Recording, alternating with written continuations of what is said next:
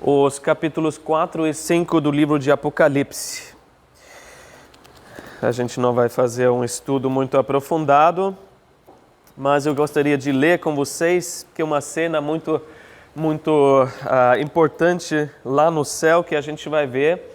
E a gente vai ver o tema gratidão no livro de Apocalipse. Apocalipse quer dizer revelação, né? Então a gente pensa em todas as coisas que vão acontecer, né? Apocalípticos, né? Tem tantos filmes, mas é uma revelação. O primeiro versículo do capítulo 1 fala que é a revelação de Jesus Cristo.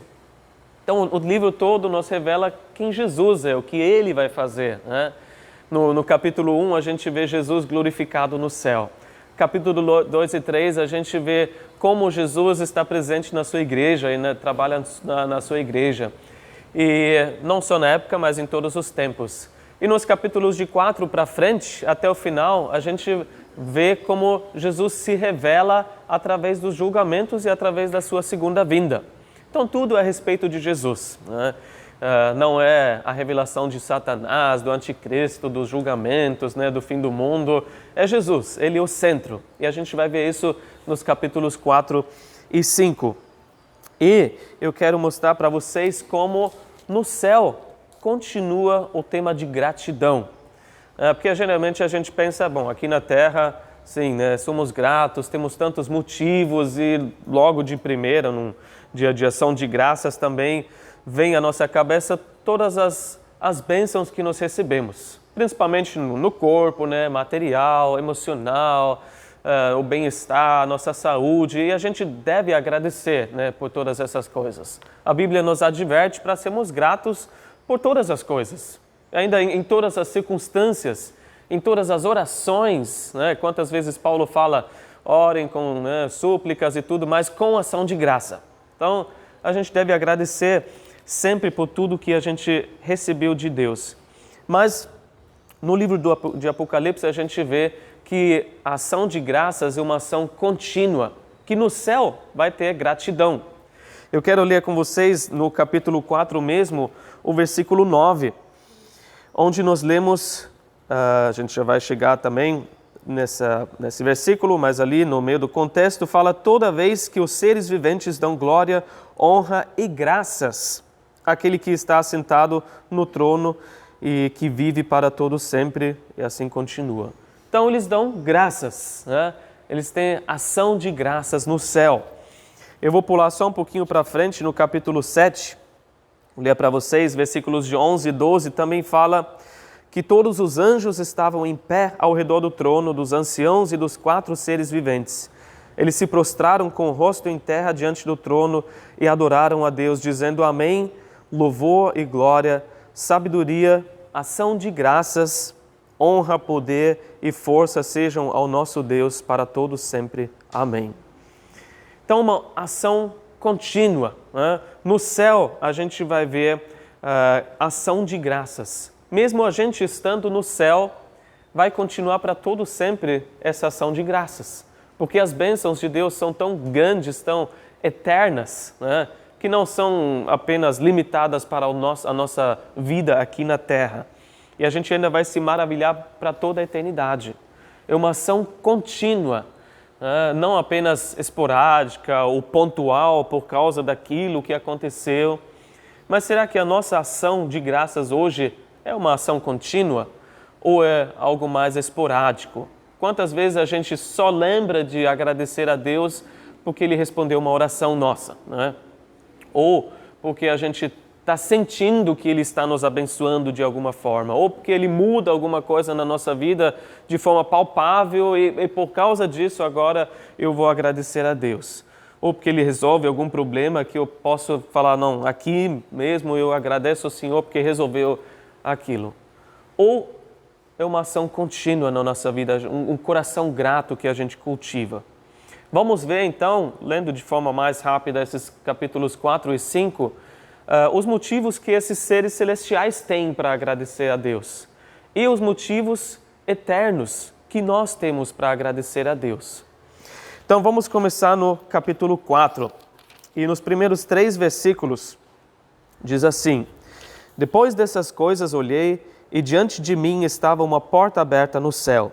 A voz que eu tinha ouvido no princípio, falando comigo como trombeta, disse: suba para cá e lhe mostrarei o que deve acontecer depois dessas coisas. Imediatamente me vi tomado pelo Espírito, e diante de mim estava um trono no céu, e nele estava assentado alguém. Aquele que estava assentado era de aspecto semelhante a jaspe e sardônio. Um arco-íris parecendo uma esmeralda circundava o trono. Então a gente vê João, que escreveu Apocalipse, esse livro, uma porta aberta. Ele viu uma porta aberta. Então Deus fala: vem aqui, eu vou te mostrar o que está acontecendo aqui no céu. Quando uma empresa tem o dia da porta aberta, assim, um dia para conhecer, pode entrar, pode ver tudo. E Jesus chama ele: eu vou te mostrar o que vai acontecer depois dessas coisas. Então ele vai mostrar a partir do capítulo 4 e principalmente 6 para frente, tudo que vai acontecer no futuro ainda, depois dessas coisas da igreja que aconteceram anteriormente. Então a gente entende, depois que a igreja for arrebatada, vai acontecer tudo que a gente lê a partir do capítulo 6. Mas ainda tem essa cena no céu. E a primeira coisa que ele repara é que há um trono. Há um trono no céu e alguém está sentado nesse trono. Esse é o primeiro motivo de gratidão. Tem um trono que não está vazio, Deus está nesse trono. E como a gente pode estar grato que Deus tem tudo no seu comando, no seu controle, sob o seu controle. Deus está no trono, Ele governa, Ele fala como as coisas devem acontecer. Tudo que acontece é do seu conhecimento e da sua permissão. Nada que acontece passa por fora ou não pelas suas mãos. Graças a Deus Ele não deixou esse universo à deriva. Algumas pessoas pensam que é um relógio, que ele começou a dar um tranco, e depois largou ali. Agora se resolve. Não é assim. Ele tem um plano para o universo e para a nossa vida. Ele está no trono e tudo que acontece na vida também, na nossa vida, Ele está permitindo, Ele está cuidando de nós. E nesse trono que a gente vê, onde Deus está, esse trono está no centro. E quanto mais a gente faz o Senhor o centro da nossa vida, das nossas atividades, mais a gente percebe que todas as coisas cooperam para o nosso bem. Mais a gente fica tranquilo que mesmo que o mundo acabe, a gente fica tranquilo porque Deus está conosco, Deus tem o seu plano. E ainda é interessante que tem um arco-íris ao redor do trono, circundando o trono, que nos lembra das promessas. E está ali no trono para lembrar Deus das suas promessas que Ele fez. E a gente entende que tudo que Ele permite, Ele até se limita em permitir certas coisas, porque Ele vai cumprir toda a sua palavra. Não precisava dar nenhuma promessa para nós, mas a Bíblia é cheia de promessas. E nada vai contra essas promessas. Nada que Ele vai permitir, nem ontem, hoje, nem para todo sempre, vai contra as promessas que Ele nos deu na sua palavra. Então, que bom que tem alguém no trono e que Ele lembra das suas promessas. Versículo 4 e 5 continua: do trono ao redor do qual estavam outros 24 tronos, e assentados neles havia 24 anciãos. Eles estavam vestidos de branco e na cabeça tinham coroas de ouro. Do trono saíam relâmpagos, vozes e trovões. Diante dele estavam acesas 7 lâmpadas de fogo, que são os 7 Espíritos de Deus. A gente vê então mais seres espirituais, 24 anciãos ao redor do trono. Tronos, obviamente menores, indicam um tipo de governo também. 12 também é o número de governo na Bíblia. E a gente entende que 24 é 12 mais 12. Podemos entender que do Antigo Testamento, 12 também era o número das tribos de Israel. E 12 a gente encontra no Novo Testamento com o número dos apóstolos. Então, 12 e 12, podemos entender esses anciãos como representantes de todos os fiéis do Antigo Testamento e do Novo Testamento. Bom, de qualquer forma, a gente vê esses anciãos vestidos de branco. Esse é mais um motivo de gratidão, porque nós, não apenas aqui, em outras passagens, nós vemos que nós seremos vestidos de branco. E isso é um motivo de gratidão, porque nos lembra que nós, em Jesus, fomos perdoados, fomos justificados. Justificados quer dizer o quê? Que Jesus nos deu toda a sua justiça, toda a sua vida perfeita foi transferida para a nossa conta. Nós não fomos apenas absolvidos de todos os pecados, não apenas zerou a nossa conta, não apenas somos declarados não culpados, mas nós somos tão justos quanto Jesus. Imagina, toda a sua vida perfeita. Deus olha para nós hoje através dessa lente de Jesus e nos vê como se a gente nunca tivesse pecado.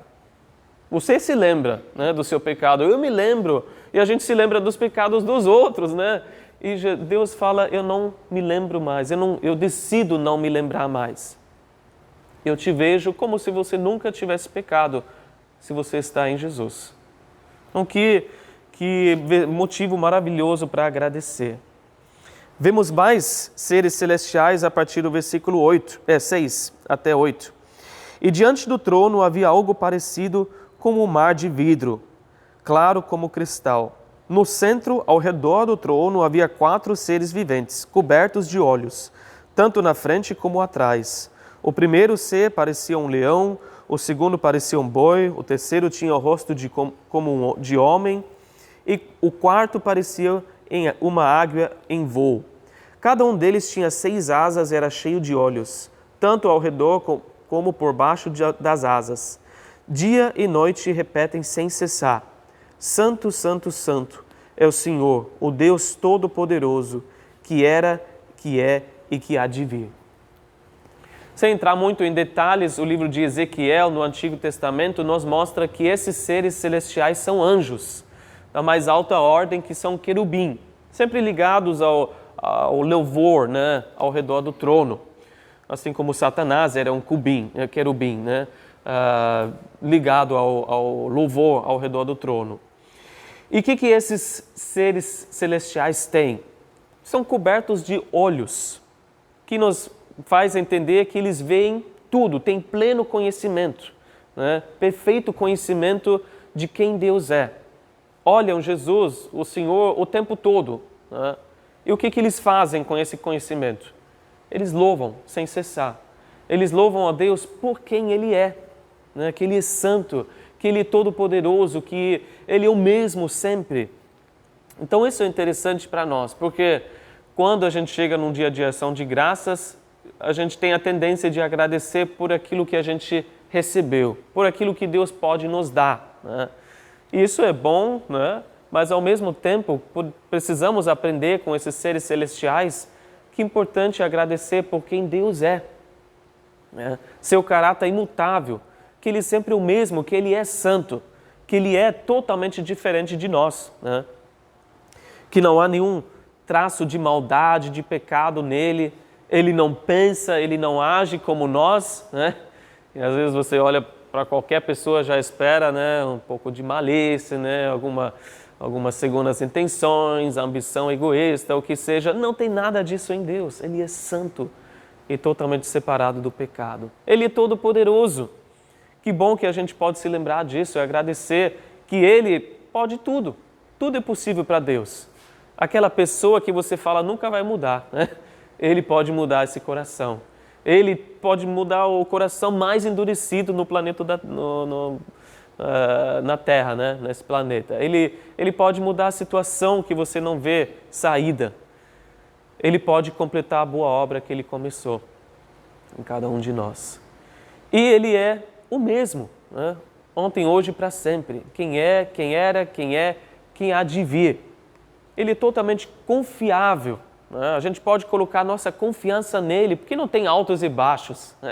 Ele é totalmente firme e seguro em quem Ele é e quem Ele é para nós. Então, que motivo de gratidão, agradecer por quem Deus é e o seu caráter. E, obviamente, quanto mais a gente vê Jesus, ninguém aqui é coberto de olhos, todo mundo tem 2, graças a Deus, e consegue enxergar, às vezes com óculos, mas conseguimos enxergar Jesus através das Escrituras. Quanto mais a gente enxerga Ele, a gente vai fazer o que esses seres fazem, louvar o Senhor e agradecer ao Senhor.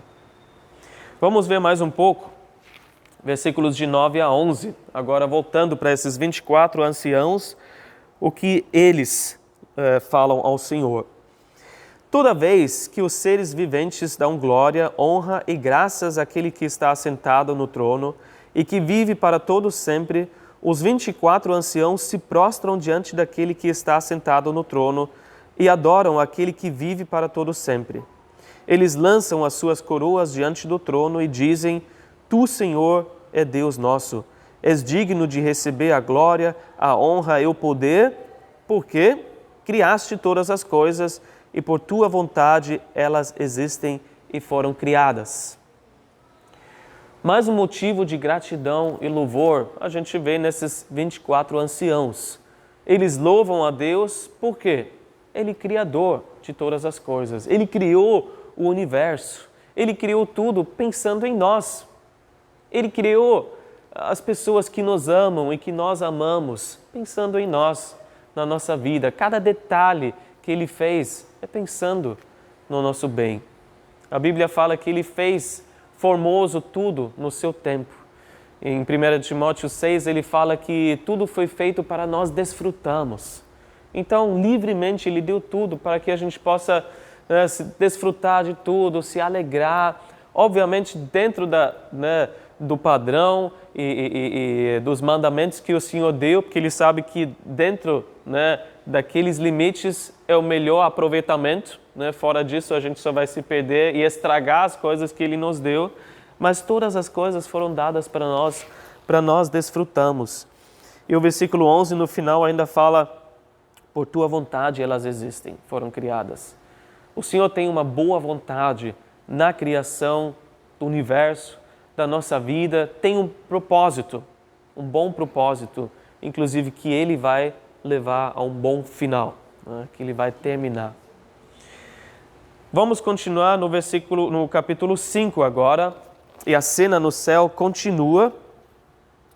Resumidamente, nós vamos ler os versículos de 1 a 7, onde diz: Então vi na mão direita daquele que está sentado no trono um livro em forma de rolo, escrito de ambos os lados e selado com 7 selos. Vi um anjo poderoso proclamando em alta voz: Quem é digno de romper os selos e de abrir o livro? Mas não havia ninguém, nem no céu, nem na terra, nem debaixo da terra, que pudesse abrir o livro e sequer olhar para ele. Eu chorava muito porque não se encontrou ninguém que fosse digno de abrir o livro e de olhar para ele.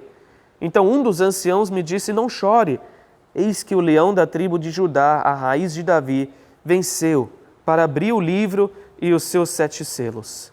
Depois vi um cordeiro que parecia ter estado morto, em pé, no centro do trono, cercado pelos 4 seres viventes e pelos anciãos. Ele tinha 7 chifres e 7 olhos, e que são os 7 Espíritos de Deus enviados a toda a terra. Ele se aproximou e recebeu o livro da mão direita daquele que estava assentado no trono. A gente vê o drama, nessa cena do céu, sobre o que a gente entende pode ser o título de posse da terra, que tem a ver com o domínio sobre a terra e a história da humanidade, que a gente entende que Deus deu para Adão e Eva. No Jardim de Éden, Ele falou: o domínio é de vocês. Essa escritura da terra está na mão de vocês. Só que quando eles desobedeceram, eles acabaram passando esse direito para Satanás, que então é o príncipe desse mundo. Claro que Jesus nunca abriu mão da terra, porém, nesse sentido, Satanás acabou dominando a terra, de certa forma. No mundo jaz o maligno. Mas Jesus veio para fazer exatamente isso. O leão da tribo de Judá venceu. Ele veio pagar o preço de resgate para retomar para si o direito de dominar, o direito de continuar e terminar o plano da humanidade, que começou lá no Jardim do Éden, para retomar a terra para si. Então, a gente entende até o choro, Olha, o choro, as lágrimas de João. Não tinha ninguém, como assim? Ninguém vai resgatar a terra? Deveria então continuar assim? né, para todo sempre, como estava Satanás, a morte, o pecado reinando para sempre? Impossível. Não, graças a Deus aparece o leão da tribo de Judá, porém o cordeiro. Né? O cordeiro que foi morto. Ele pagou o preço. Esse é o motivo, o grande motivo de gratidão que a gente vai, né, celebrar através da Santa Ceia. Que Jesus veio para pagar o preço do nosso resgate. Né? Que Ele morreu por cada pessoa. Que Ele se entregou. Né? Ele veio para pagar o preço para as nossas vidas. Isso custou muito caro. E a gente, continuando a ler, versículos de 8 a 10, a gente vê esse cântico novo que eles cantam. Versículo 8, ao recebê-lo, os 4 seres viventes e os 24 anciãos prostraram-se diante do Cordeiro. Cada um deles tinha uma harpa e taças de ouro cheias de incenso, que são as orações dos santos. E eles cantavam um cântico novo. Tu és digno de receber o livro e de abrir os 7 selos, pois foste morto e com teu sangue compraste para Deus gente de toda tribo, língua, povo e nação.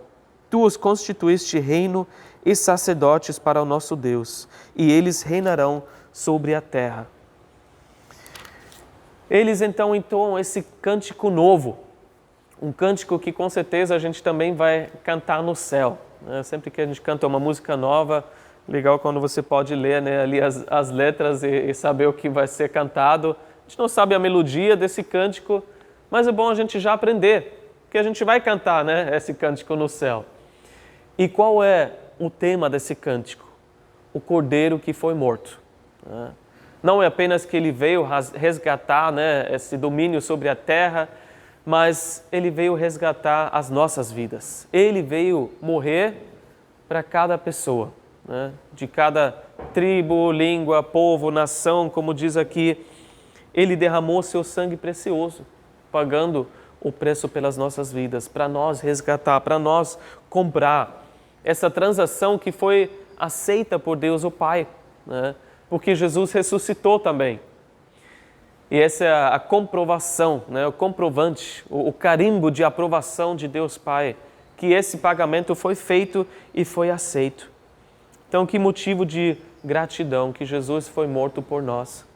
E em segundo lugar, no versículo 10, mais um motivo de gratidão que Ele nos fez sacerdotes, que nós vamos reinar junto com Ele.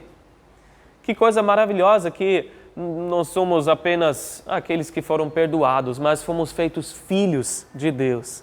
E ainda sacerdotes, quer dizer, com uma responsabilidade. A gente vai ganhar um trono também. Nós vamos reinar junto com Ele. Que coisa maravilhosa que a gente tem diante de nós, né? Aqui na terra.